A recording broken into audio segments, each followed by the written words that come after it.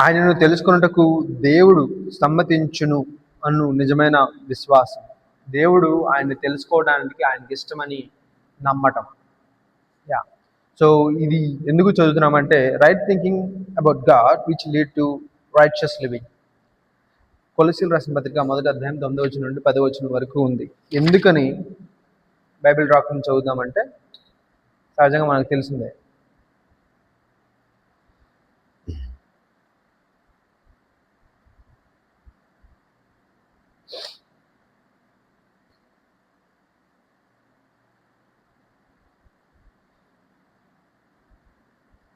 కొలస్సీయులకు రాసిన పత్రిక తెలుగు బైబిల్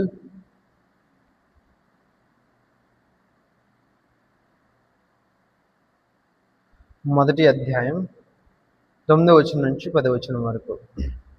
అందుచేత ఈ సంగతి వినన నాటి నుండి మేమును మీ నిమిత్తం ప్రార్థన చేయటం మానక మీరు సంపూర్ణ జ్ఞానమును ఆత్మ సంబంధమైన వివేకము గలవారును ఆయన చిత్తమును పూర్ణముగా గ్రహించు వారునై ప్రతి సత్కార్యములో సఫలులగుచు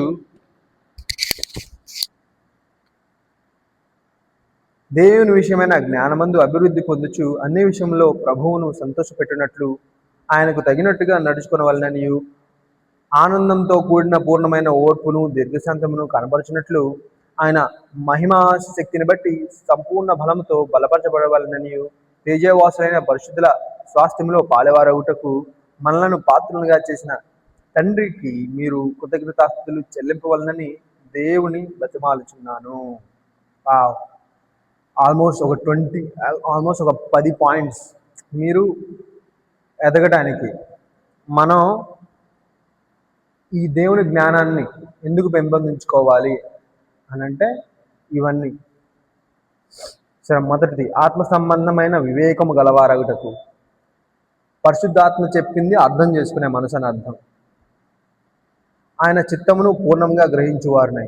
దేవుడు మనల్ని ఏం చేయాలి, నువ్వు ఇక ముందు ఏమేం చేయాలి, నీకు ఆయుష్ ఉన్నది ఎందుకు, నీకు శక్తి ఉన్నది ఎందుకు, ఈ భూమి నీకు శక్తినిస్తుంది ఎందుకు, సూర్యుడు నీకు శక్తినిస్తుంది ఎందుకు, ఈ ప్రపంచం మొత్తం మనం జీవించేటట్లు అనుకూలంగా ఉంది ఎందుకు, దేవుని చిత్తాన్ని అనుకూలంగా ఉంది కాబట్టే అది ఇలా ఉంది. ఆ చిత్తాన్ని దేవుణ్ణి ఇష్టమైన పని చేయడానికి ప్రతి సత్కార్యంలో సఫలులగుటకి అంటే ప్రతి మంచి పనిని అంటే